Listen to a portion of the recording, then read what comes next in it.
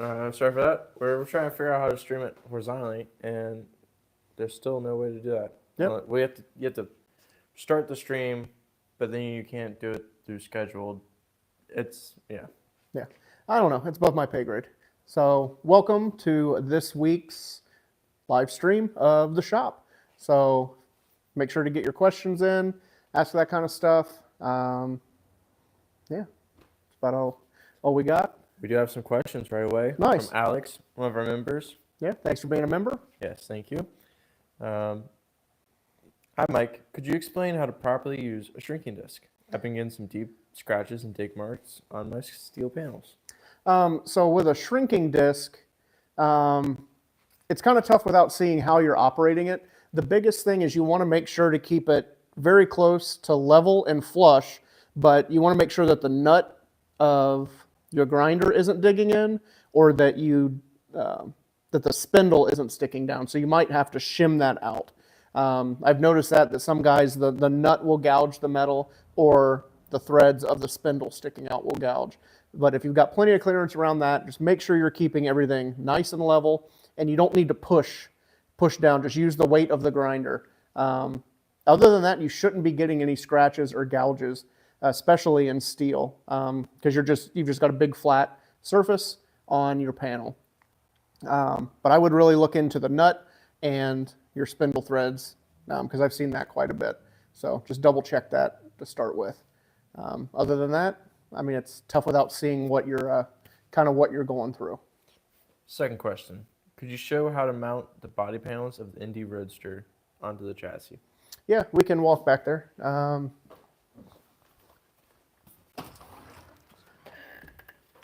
So with the Ronnie Duman Special, which is here, I don't have any of the body panels for it. And the guy that originally built it bolted everything on, which I don't really like. But I'll show you on the Roadster. I just got to remember where I put some of the body panels, because I don't want to necessarily do the nose or the tail, because they're kind of hard, especially doing it by myself, because Dom's got the camera. So put it on a tripod. Yeah, that just seems like a lot of work for just showing them real quick. They're tucked way up there. I don't know if I can reach them. I mean, I can show you on the hood. I'm just going to lay this here. But if you look, all over there's tabs for Zeus fasteners or quarter turns. So they're everywhere, all over. But all it does is the panel just lays.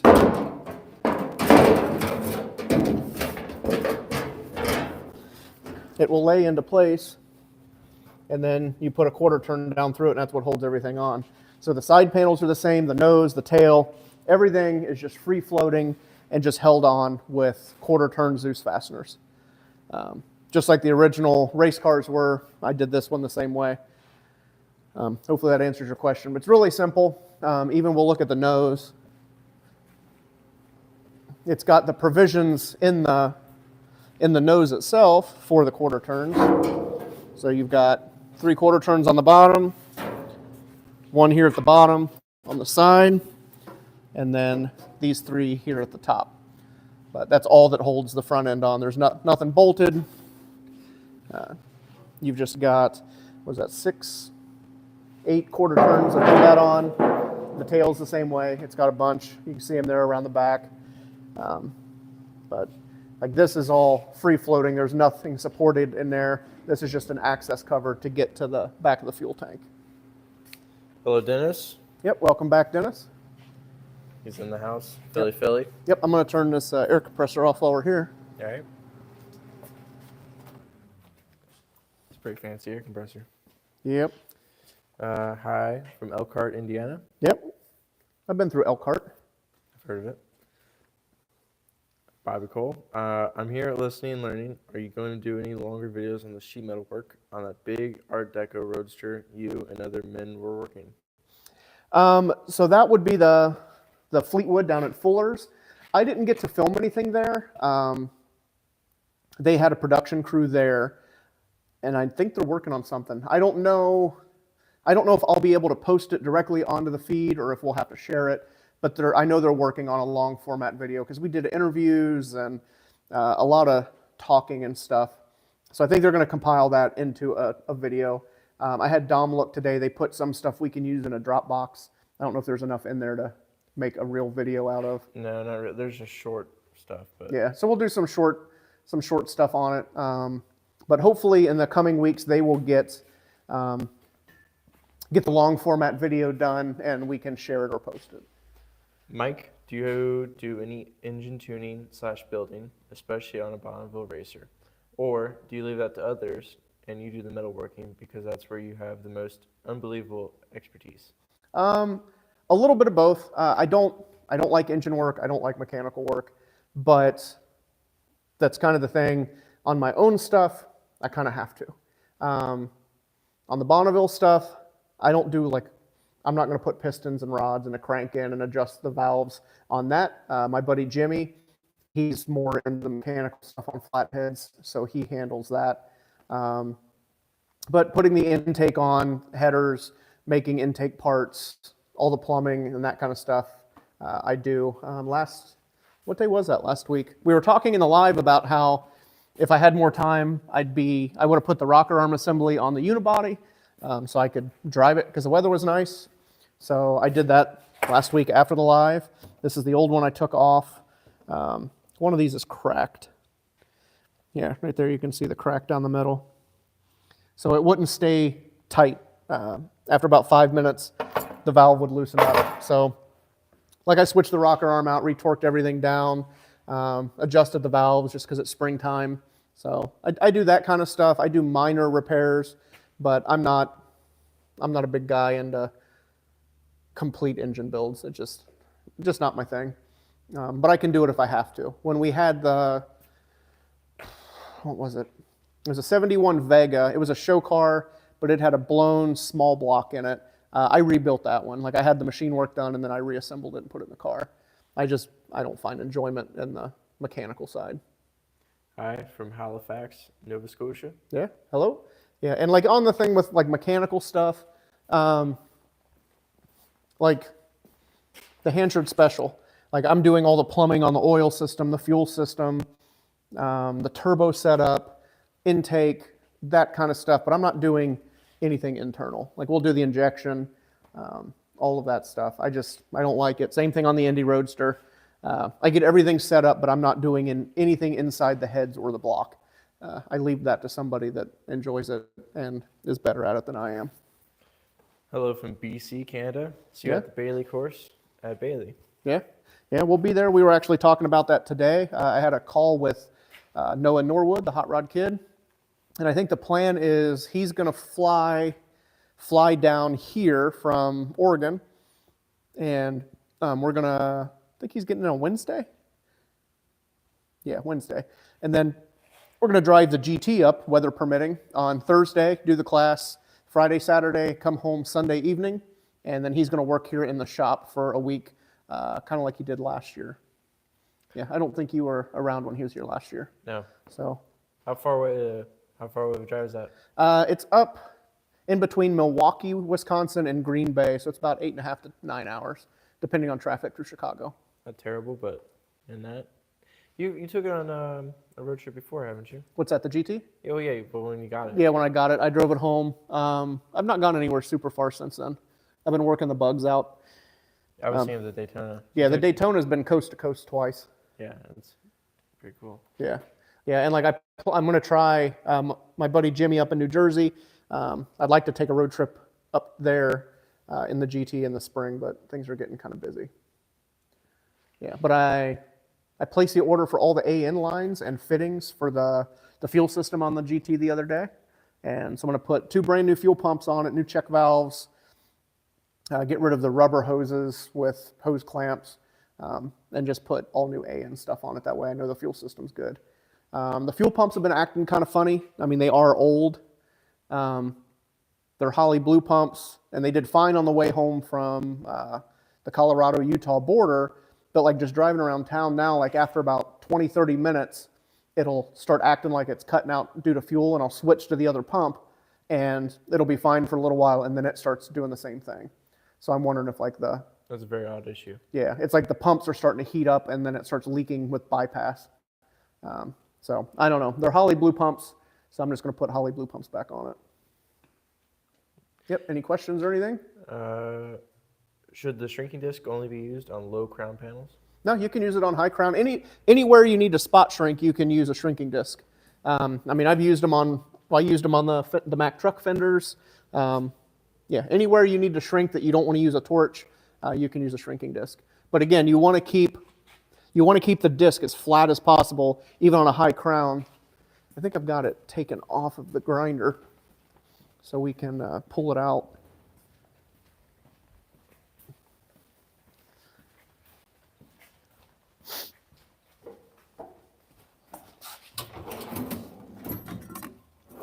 Yeah, so like there's your shrinking disc, and we'll just say that you want to shrink here.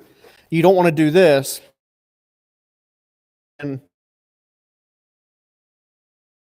this edge could be giving you gouges as it spins.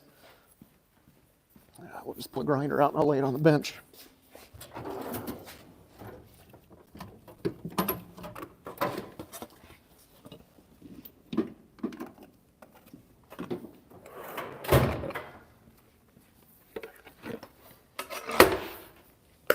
But you need to make sure that you have a backing pad that spaces up enough, because if you don't, this nut, that's not the right nut.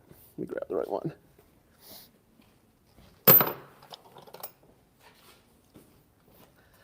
If not, when you put that nut on, your threads will stick through. So here, you know, this has been radiused a little bit, but if we take like that shim out, I think that comes off there.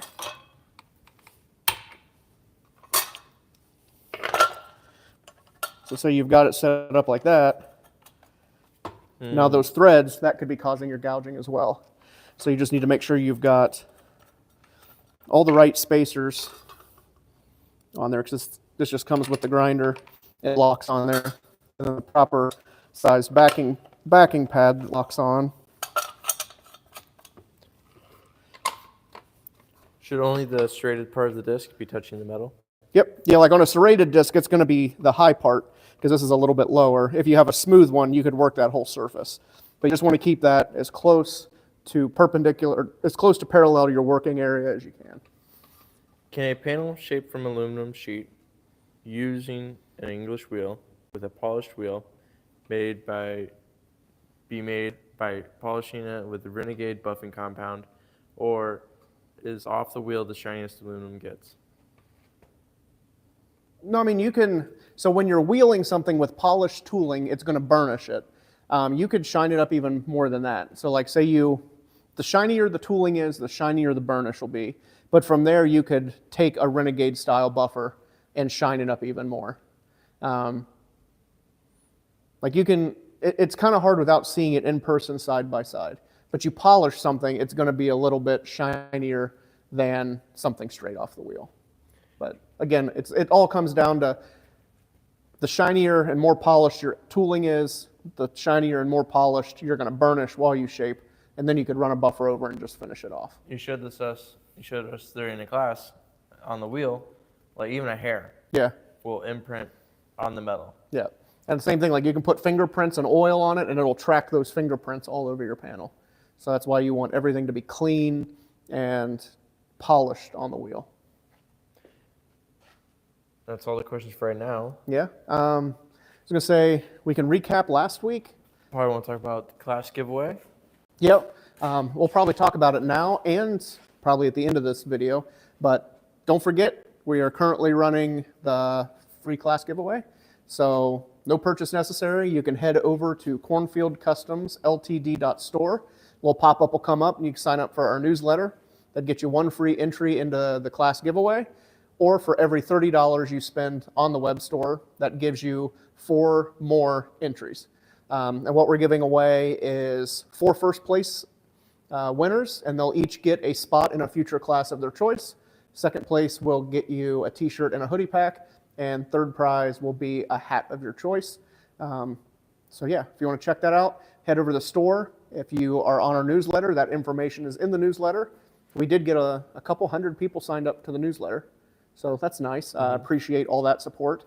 We have readers' rides in this month's newsletter, so check that out. Submit your car and a little description of what you want to talk about, and we'll put that in there. You could talk about the new tooling that got made. Well, the tool holder. Yeah. Did we talk about it last week? Maybe. Yeah. We made a short video for it. I know Yeah. that. So these are back in stock, which they've been out of stock for a long time. This is the steel mini CP tooling holder.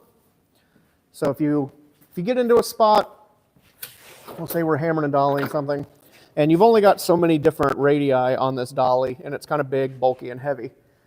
But if you use CP style tooling for your air planisher, what this does is this lets you adapt any CP planishing to a dolly. So you can hold it like this, you can hold it like that, you can hold it like this, and being mini, you can get into some really tight spots with it. They've just been out of stock for a long time, so I finally got another batch. But that's the cool thing, is you can use all the different CP lower tools or CP style. So like 10-man garage uses the same setup. But yeah, these were a really big seller for a long time, and I just didn't get them restocked for whatever reason, but now they're back in stock. So those can also be found on the web store. Are certain panels or shapes more suited for different tools, like the wheel or the power hammer? I wouldn't say certain shapes. It's going to be the way your brain interprets information and what you work better with. Like you can do the same low crown panel on a wheel as you can on a hammer. The difference is the wheel is going to work in a linear fashion and the hammer is going to work in a radial fashion.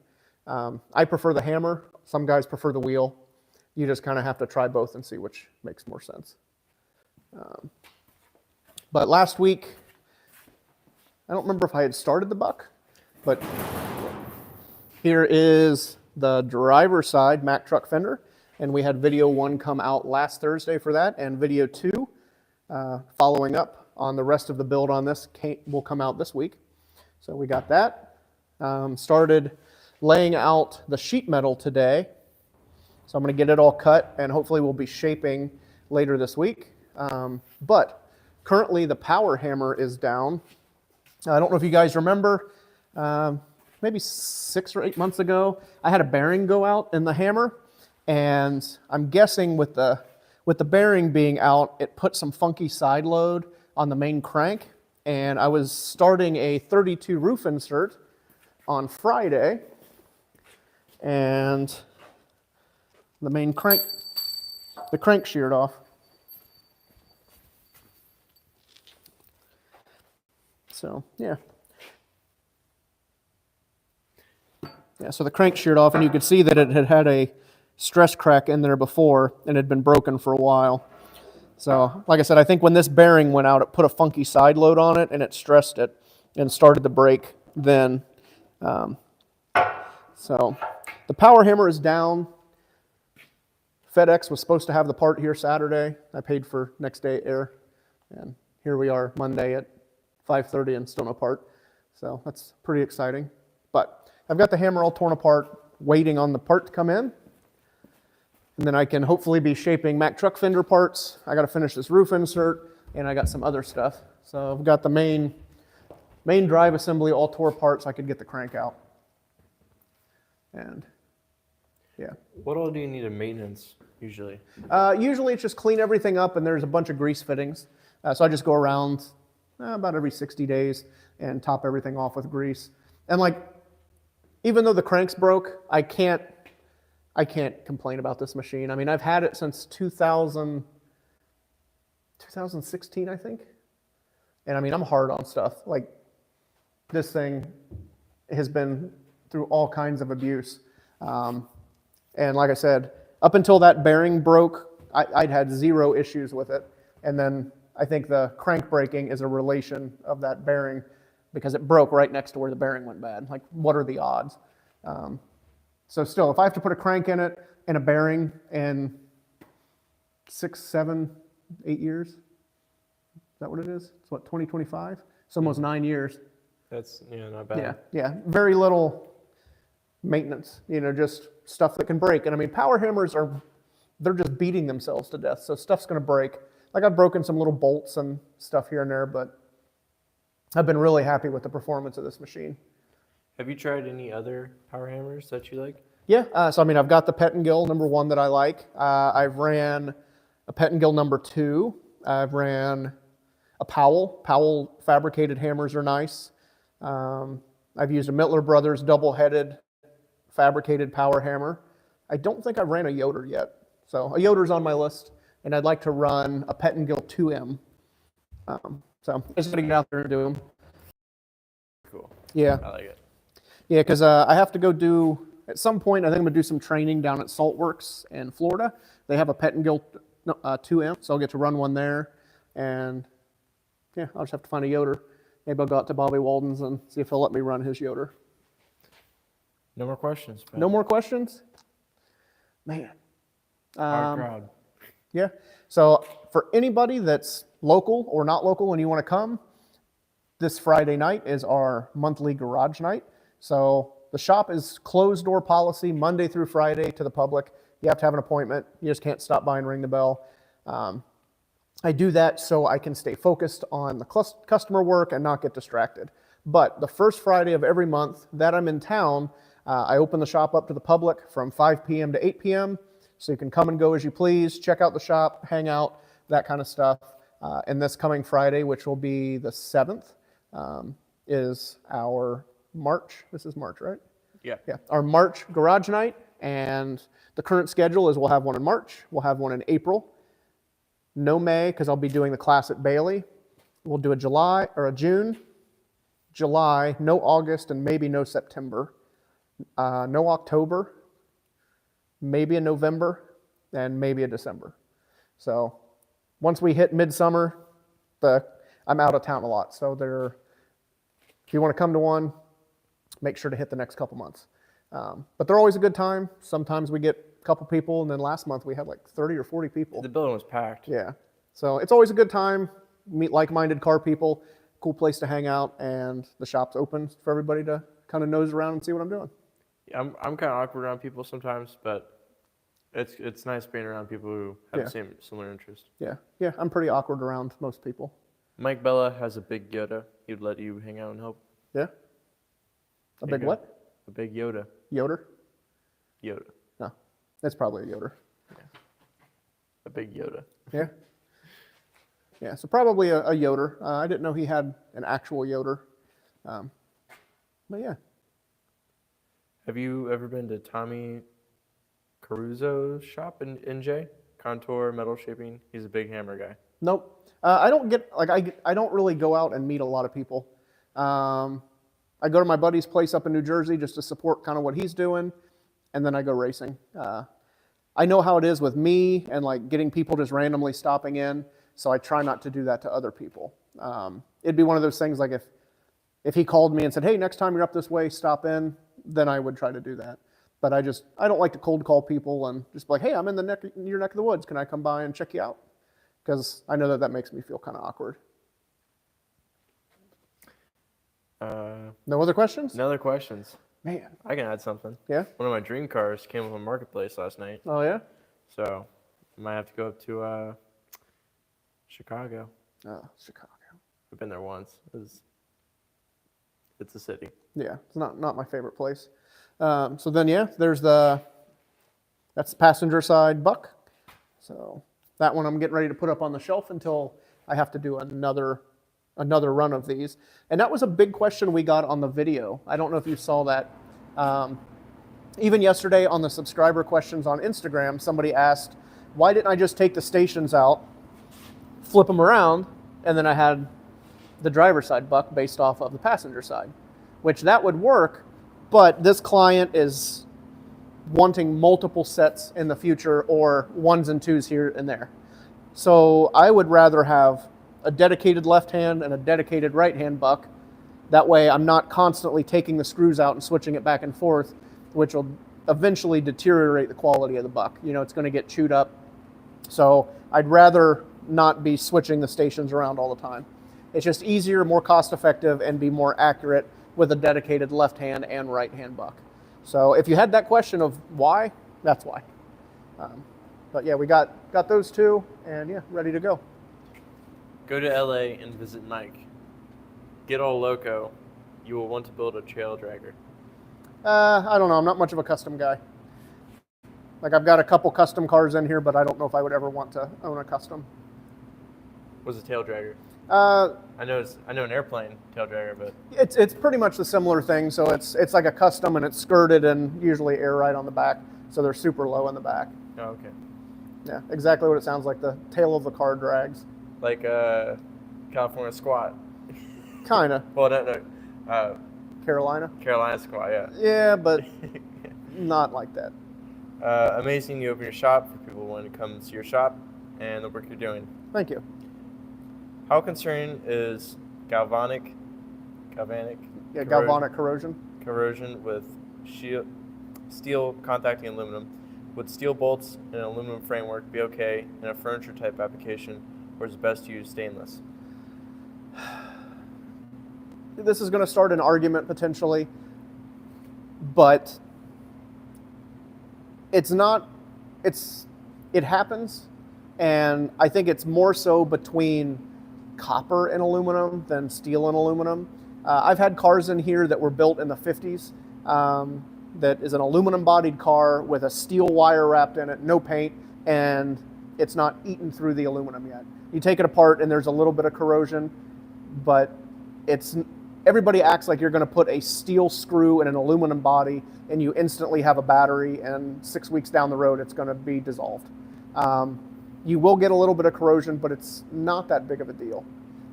We were actually talking about this last week, I don't remember who it was with, about using aluminum hammers on aluminum sheet metal and how I shouldn't be using steel hammers and dollies on.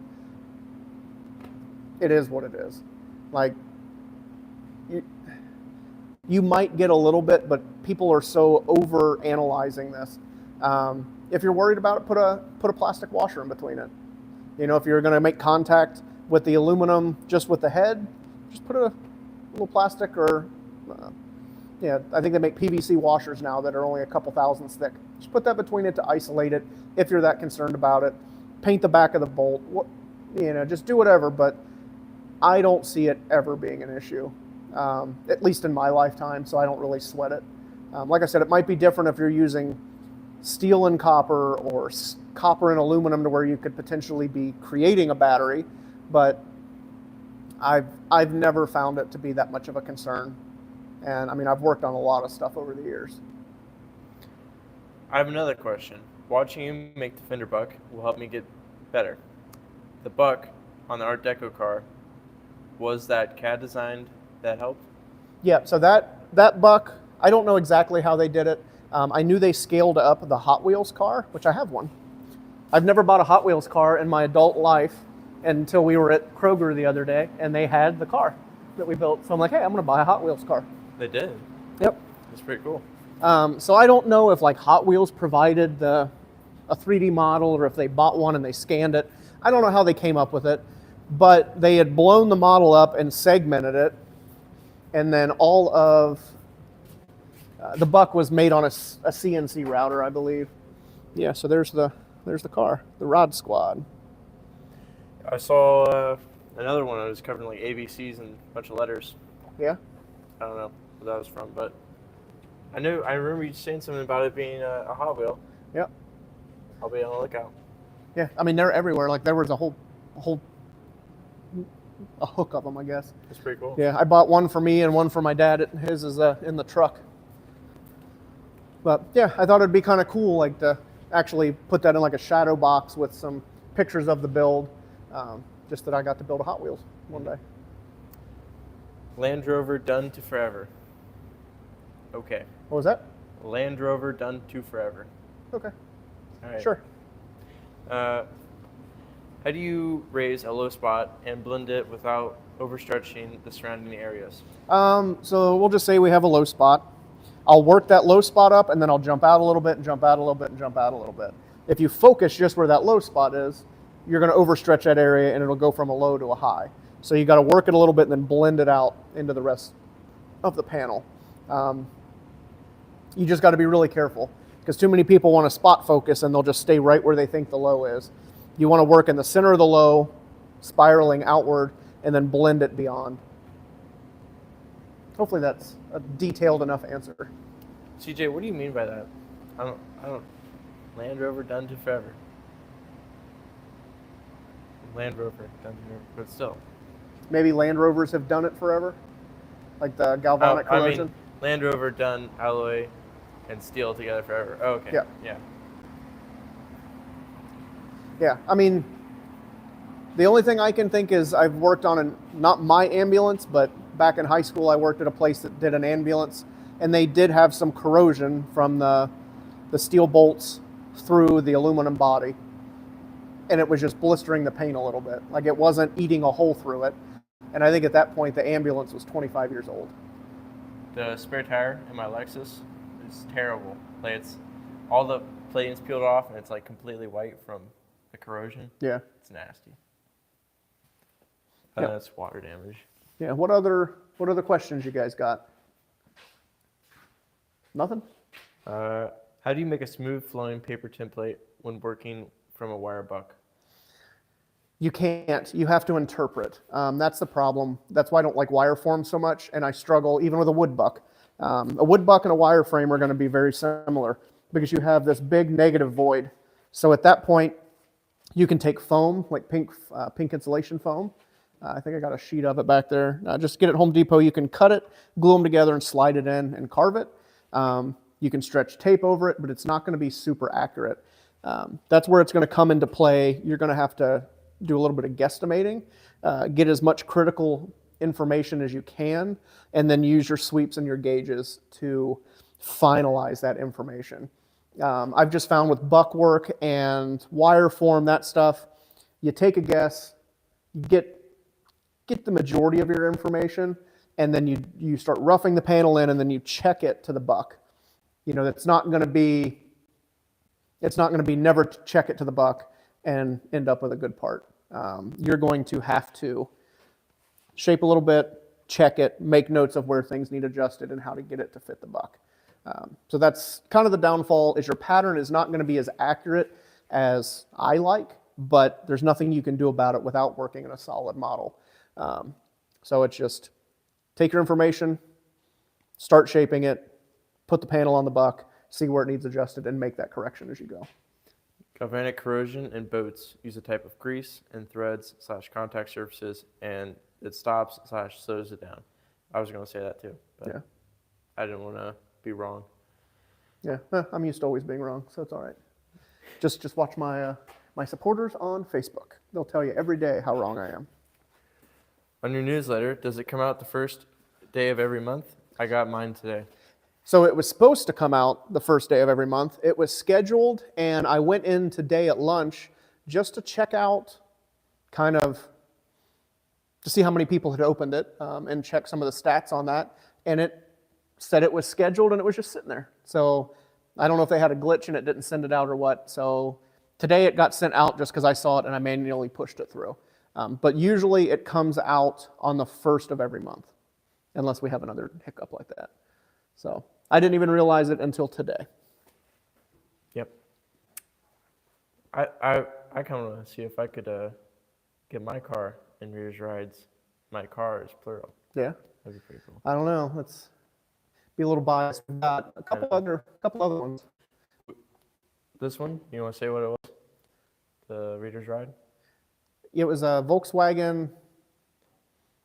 Isn't it like a Type 3? Yeah, I'm really bad with Volkswagen stuff, but he submitted it. It's white with blue stripes. He gave a little bio on it. I know he'd owned it. I think he said he owned it since '86, which that's when I was born. So it's kind of cool. He's had it a long time. Yeah. So the problem is, when he sent it, I think it was about a month ago. He sent it and I put it in there. So I don't remember all the information off the top of my head. But yeah, if you want to have your ride or your project or something you're working on, doesn't even have to be a car. If you're doing an airplane, a boat, a sculpture, any of that stuff that you think other people might want to see. Shoot me some pictures, a description. I mean, I don't want 10 pages long, but you give me a good paragraph, throw your socials in there, and we will throw it in the newsletter to get it out to other like-minded people. Yep. All right, we got another thing. I was told never hit one hammer against another because it will explode, but I've been doing it for 30 years and have not had one explosion yet. Yeah, I've also heard the same thing, but it can happen. I wouldn't say it doesn't, but most hammers, they're hard, but they're not that hard. You would go in and heat treat it to a certain Rockwell hardness, and then you would temper it back to keep it from shattering. I'm sure it's happened, but also I've never had that happen either. I try not to strike hammer face to hammer face, just due to I don't want to hurt the face of my hammer, because I try to keep that stuff neat and tidy. But there are some times you have to do what you have to do. But again, I've never had a hammer shatter. Is there an archive of old newsletters? Yes and no. So we only started the newsletters in January. I don't know how to put them into an archive that can be accessed yet. So this is only the third one. I wanted to look into that for the people that have signed up later, and like at this point you've only missed 2. But I'm sure there's a way we could archive them. So I'll have to look into that. If not, shoot me an email, and I can just send it directly. I think I can send it directly to you. So yeah. Probably put them in a Google Drive or something. Yeah, either Google Drive, or I'd hate to say a new website, but some kind of something they can click on if they want to find it. Yeah. Yeah, I'm not very tech savvy, so we have to definitely figure it out. And all of this newsletter and live stuff is a bit of a learning curve. My newsletter email came in at lunchtime today. Yep, right when I sent it. Do you ever try doing the bucks with notches cut out in the stations so all the pieces lock together? Or is that a good way to do it? Is that a good way to do it, or a hassle if something's off? It's a little bit of both. If you have access to a CNC router, it's awesome. If you don't, it tends to be a pain. Like I did do that in these. So when I did the 32 roof insert, you can see they're notched. It makes it a little bit easier on these low crown panels, just so you can fit it all together. But when you're doing something like the fender, it gets a little tougher. You can do it that way. It just depends on what you want to do and how you want to do it. To me, it adds a little bit of time. Modern hammers are case hardened. Yeah, and I mean, I've never had one shatter. Advice on how to interpret paper patterns when shrinking. The pattern tells you where to shrink, but it doesn't show how many sets to form and how the space sets them apart. Been struggling with that. So the pattern will tell you how far to space them apart. All of your tucks should be evenly spaced and even height all the way across the panel. So that gives you a baseline of how far apart they need to be. And kind of my rule of thumb is I call it the rule of 3. We can draw it on the board. And especially working with bucks, what I like to do is we'll test it. So we'll just say that this is your panel and this is your light line. So that's going to be where you shrink to. You're going to need way more shrink here than you do here. So I try to break that into 3. So this would be your first set of shrinks to your light line. And then your second set, I would step off like this. And then we would come back and we would shrink just the edge. So if we have that set up kind of with multiples,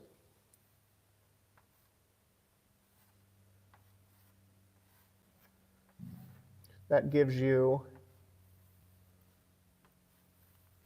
kind of the rule of 3, and that will get you that exponential shrink. So we would do one set to here. Our second set would be just on the outside of that. And then we have one just to tighten the edge. So I do that, and then I would test fit it to the buck and see where we need to come in, where it touches, where it doesn't. It tends to be a little bit more accurate if you have a solid model. But if you're working off of a buck or a wire form, you're still going to try to get those evenly spaced, and you know they're always going to come to your light line. So you know you can space that back into thirds. So that's kind of how I do it, and it's always worked out really well for me. And that's the thing, is you want to do one set of that, check it to the buck. Do I need more, or am I where I need to be? Then just adjust from there. I like to see the archive newsletters as well. Yeah, so that's something I'll have to look into for sure. At what point during excessive shrinking or stretching do you anneal the metal to remove any work hardening? I don't anneal anything. I just work it. What is light line? The light line is going to be where the light bends. So the good thing is, I don't know if you can see it from here. So can you see the motorcycle tank? Step up a little bit. So, or the fender. So there, stay right there, Dom. Yep. See how our light reflects right here? That's one light line, and then our light reflects here. That's another light line. So that shows this is the start of the radius, that's the end of the radius, and depending on your perspective, you might even catch the center light line, because that's going to be the center of our radius. So a light line is going to be where the light bends, and that's showing us we're going from a flat vertical into a radius to a horizontal low crown. So anytime you look at a car where the light changes direction or bends is going to be your light line. And usually your shape, whether it be a stretch or a shrink, converge to that point, and that's what gives you your shape. If you can see on...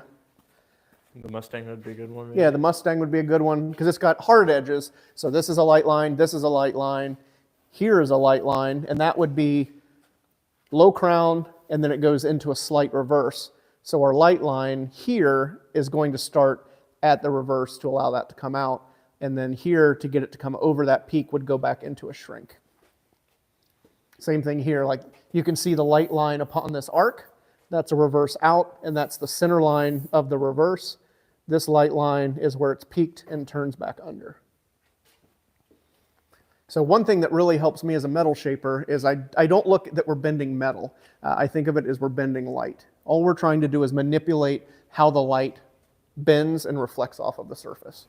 So same thing here. You can see this nice crisp hard light line here, and then we have a light line here, and then we have one here, and it shoots down through. So you're going to get multiple light lines on each panel, and it just shows you where the material changes direction, and that adjusts the light. If it's not a constant radius, should the sets of shrinks still be stepped into thirds out towards the edge? Yes, because you're always going to need, you know, if you look at the shape of a tuck like this, you've got way more shrink here than here.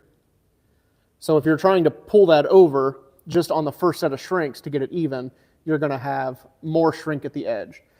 If you say you shrink a panel and you don't come back and tighten that into thirds, you'll see it shrink and then start to get loose at the edge because you have way too much material. It doesn't have to be a constant radius this way, but to finish out that set of shrinks, you need to finish the edge. And each panel is going to be its own thing. Like that's not to say you're not going to run into an instance where you don't have to do that. It's panel by panel, system by system, kind of a case. You just have to figure it out on the fly.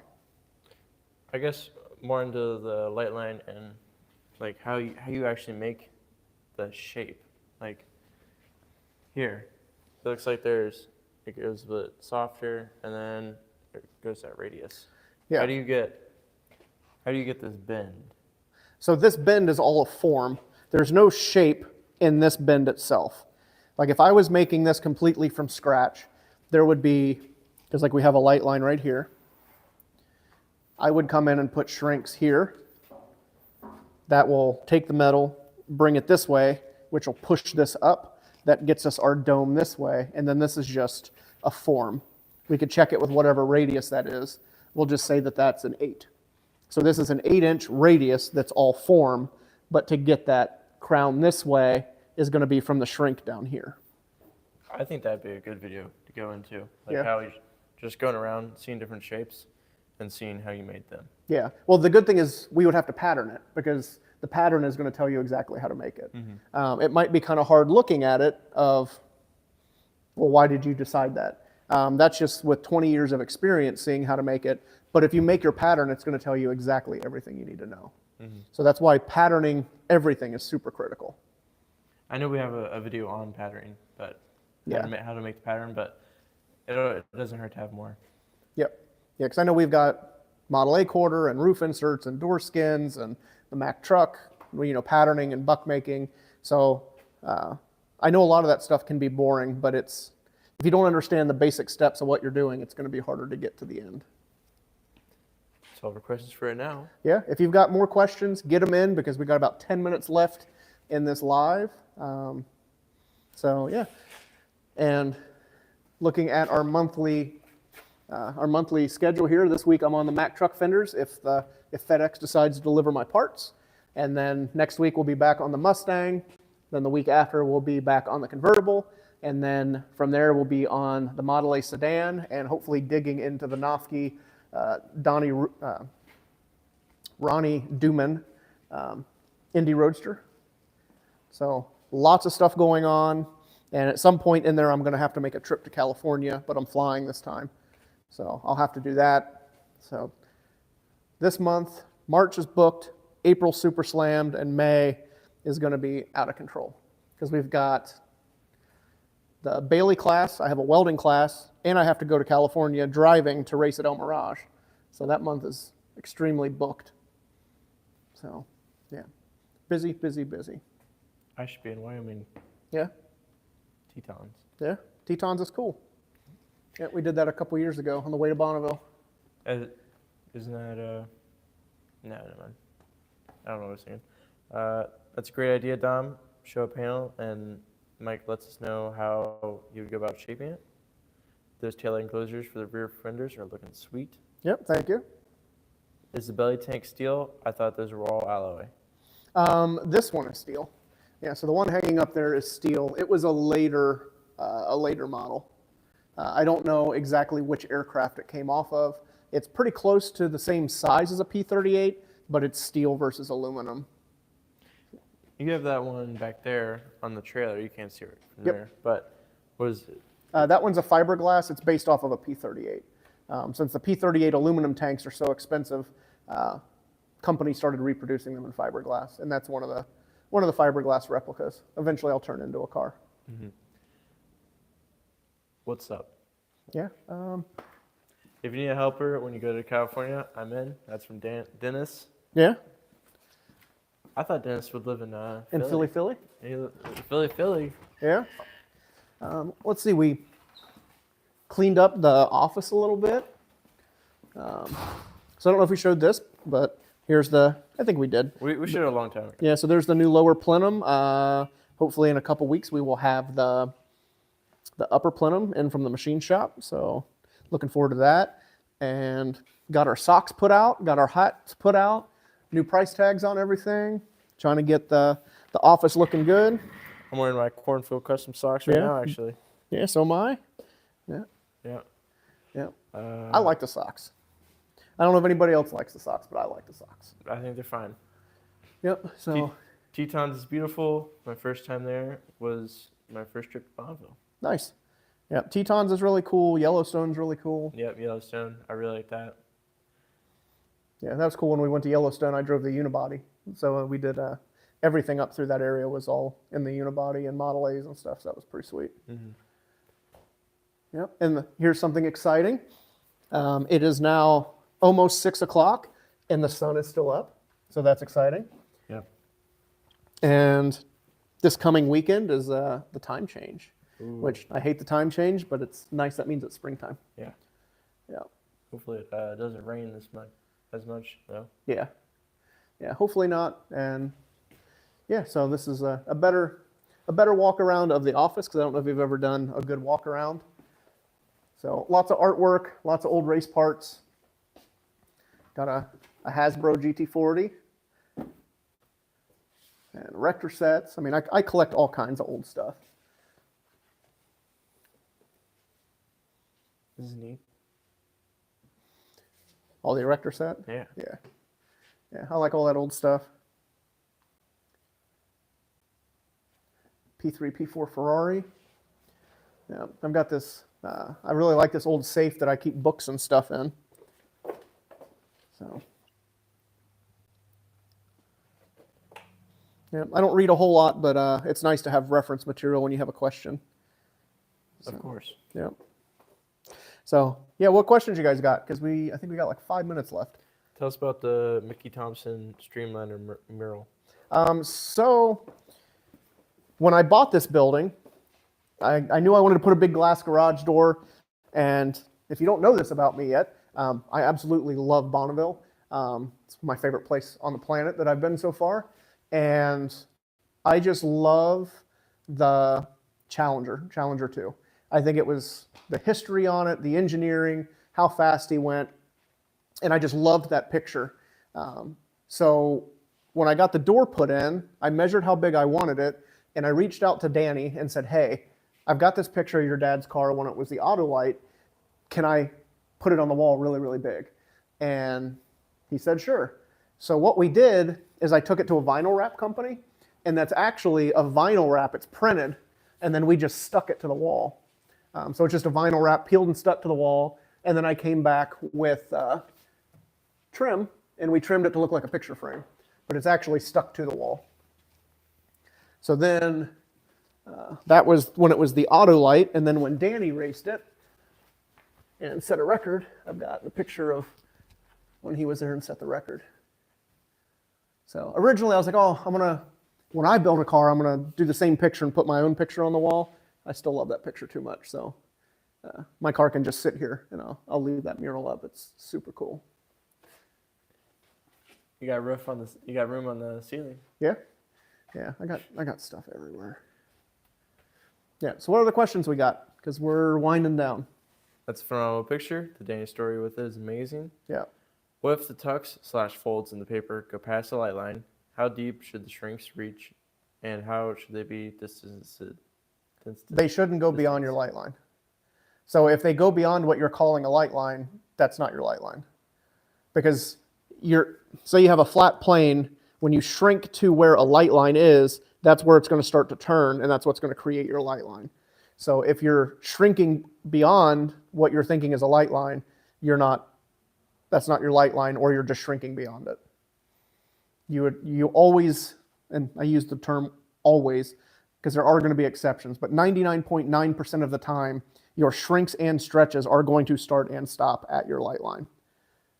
So that's pretty much it. Like if you have a tight radius, you're going to have a light line where it starts, the center line, and the end of your radius. So you'll have your first set to the start, your second set to the center, your third set to the stop, and that's going to pull that over. But if you're consistently shrinking beyond what you think is your light line, something's not jiving there, and you'll have to look into that. Evening, guys, from the UK. Yeah, thanks for joining us. I'm a little jealous. They have cool Ford Escorts over there. Yeah? Yeah, I really like the Ford Escorts. That's all the questions we have for right now. Yeah. We have like 5 minutes left, guys. Yeah. So 5 minutes left. I'm just going to remind you about our giveaway. So sign up to the newsletter if you haven't done that. Get you entered to win in the contest. If you're already signed up for the newsletter, you're already entered. That's just how it works. So if you're on our mailing list, you've got one free entry into the class giveaway. And for every $30 you spend on the web store, whether it be tools, frame rails, roof inserts, any of that stuff, for every $30 you spend, it's going to get you 4 more entries. And we're going to give away 4 first place prizes, which is free admittance into one of the metal shaping classes of your choosing that best suits your schedule. So we're going to give 4 of those away for first place. Second place will be a t-shirt and a hoodie. Third place will be a hat of your choice from the web store. So no purchase necessary. All you got to do is sign up to the newsletter to get your 1 entry, and it only takes 1 to win. But if you want to help your odds and help support the shop, check out the web store, get yourself some bonus entries. And I really like doing the class giveaways. It's a good way to get into a class without spending a lot of money. And we've Gabe Schaefer, he won and came last year, and he had a really good time, and it was awesome because he said he'd never won anything before, and he won a class. So check that out if you haven't done so, and make sure to check out the videos that Dom's doing. Let him know how he's doing, where we can improve, and what you guys want to see, because that helps the channel grow a lot. I actually have a question for the audience. Do you guys like raw working sounds, like hammers and stuff? Or do you like raw with music, or would you rather just have music? Yeah, so like if we speed something up, or I'm not talking, like say I'm running the power hammer. Personally, I like it somewhat muted and then a little bit of background music, but let us know what you think. What else were we going to say? No. You got any more questions? No more questions? Oh, yeah, we do actually. How did you start, and how long after did you know you could make a living off of doing metal shaping? So I kind of started when I was 20 years old. I didn't know I could make a living at it. I just didn't have very far to fall. So I started the shop, no tools, no skill, and I had to figure it out on the way. I started shaping metal because I couldn't afford patch panels, so I had to make everything. And then it just kind of evolved. I had no idea if I could make it. I had no idea if I could make a good living at it. I didn't know if it'd even succeed. I just went after it and tried and worked hard and made it happen. That's pretty much it. I just worked at it, learned along the way, still learning every day, and hopefully getting better every day. It's kind of like me and my dad working on cars. Can't afford to take to the mechanic, but can afford to buy tools and try to fix it. Yep. Building a car couch is a good project for a beginner if you have fab, welding, sheet metal all in one. Yeah, I mean, I could see that, but That'd be pretty funny. I don't have room for a couch. Yeah, low volume music is cool. I want both shop noises and music overlay. Raw footage, I hate heavily edited raw footage, and we can see the time involved. Does the past class student keep in touch with you? Yeah, I talk to Gabe all the time. Trying to think the last time. I think he messaged me last week. So he bought some hats, and they got lost in the mail, and then he sent in a review. I think you put it in the review of the classes. Yeah, I mean, I don't like talking on the phone a whole lot, so it's usually over like Messenger or something like that, or text. But yeah, I talk to Gabe somewhat often, and he's a really good guy, and I mean, he was pumped to be here, so that made it even better. T. Love the Q&A. Yeah, thanks. Thank you for answering, Mike. Oh, that's what. What? Just T. But it was thank you for answering, Mike. Yeah, all good. Yeah, thank you all of our members and everyone who support the channel. Anything you do to our channel, even watching, is amazing. Yeah, and in the newsletter, I put that like we've got social media goals for this year. I would really like to get our Instagram channel, our Facebook, and our YouTube over 100,000 subscribers and members this year. I think Instagram is close. I think we're at like 80-something thousand. Facebook, we're at 66,000. And YouTube, we've got a long way to go because we're at what, 30? 36, 35? Yeah. So we got a long way to go on YouTube. So if you haven't subscribed, please become a subscriber. Share our stuff. Tell your friends, beat your friends up, go over to their house and subscribe for them. Do whatever you can because it really helps the channel. We've been struggling a little bit trying to figure out all the algorithm stuff, especially this time of year is tough to figure that out with YouTube's marketing and the way they do things. So I really think that if we can get closer to that 100,000 mark this year, it'll really help the channel out and really help us take off. So I think that'll help everything around here. The more we can do and make on YouTube, the more we can dedicate time to the videos and the content. Get some new gear in here. I know we were talking, one of the cameras has a scratch on the lens and it makes things kind of look fuzzy, but I hate to buy another $500 or $600 camera when it's straight out of pocket and we're not seeing the returns on the channel. So, I mean, I really like putting out the content for you guys, but it still has to make financial sense as well. So anything you guys can do, comment, like, share, any of that stuff is greatly appreciated, especially because it doesn't cost you guys any money just to share it. Share it on Facebook, share it on Instagram. or don't. If you want to see us fail, leave a nasty comment, because the nasty comments get just as much attention as the good ones. Yeah, any last minute questions now that I'm just babbling about YouTube? Do you make the moon disc from scratch or do you buy them? Moon discs I just get from Moon. It's so much easier to just pay them what they cost than get a spinning lathe and make the fixtures to do it. Dennis says, thanks. Stay safe. Philly, Philly. Yeah, well, Yeah. thanks, Dennis. All right. And yeah, we'll see you on here and Facebook and Instagram. Facebook, Instagram. At your house? No. No, that's weird. Yeah. All right. I think that's a good note to end on. Yeah. No other questions? Nothing No. last minute? Nope. Thanks, guys. Yep. All right. So again, check out the web store, check out the newsletter, like, subscribe, comment, all of that great stuff. Let Dom know how he's doing, where we can improve. Set your calendar for next Monday, live at 5. Hopefully we see you guys at a garage night. And that's all I got. So thanks a lot, and we'll see you next week. When is Garage Night again? Garage night is the first Friday of every month, which is this Friday from 5 p.m. to 8 p.m. We're open to the public.